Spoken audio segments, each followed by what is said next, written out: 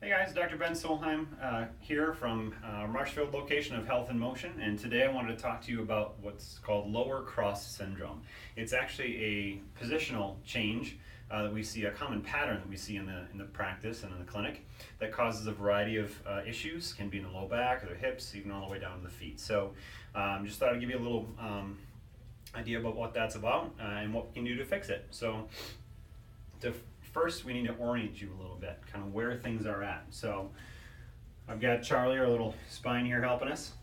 So on the back side, we've got these backstrap muscles that sit on either side of the kind of the gutter of the spine, and they attach all the way up to the neck and go down to the low back, and they attach to the base of this the spine here.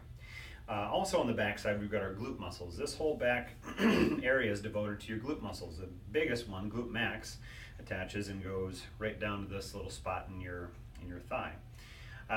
The function of the glute muscles there is to pull the thigh backwards like that. And the back straps, they're supposed to back bend the spine just like that. On the front side, we've got the abdominals, and they attach from this pelvic rim here all the way up to the ribs that kind of sit in this dead space here and fill in that spot. Their job is to tuck like that and bring the pelvis up. The last thing we need to know about is the hip flexors, and they live on the inside portion of this hip bone here, and they attach they kind of travel all the way down here and attach to the inside part of the hip and thigh there. Their job is to bring this leg up like that, okay? So what'll happen in lower cross syndrome is that we get a positional change. So if we look at the pelvis here, normally we want to see a slight curvature and this being relatively flat. And what happens with lower cross syndrome is that actually that tips forward a little bit. And here's how it happens. We've got the back straps. They end up getting shorter and stronger, and they pull the back side of the pelvis up. And the glutes in the back, they get longer and weaker, and they allow that pull to happen.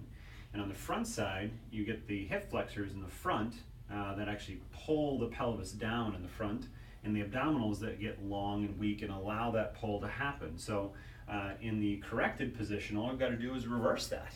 Okay, so we take the glutes and we make them shorter and stronger, and we make the back straps longer and not turn on so much, or a little weaker.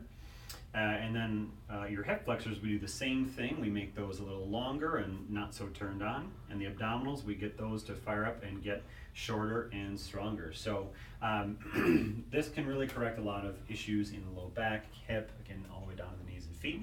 If you want to know more or are interested in finding out if this is something that you have, certainly give us a call at your nearest Health in Motion location. Thanks, guys.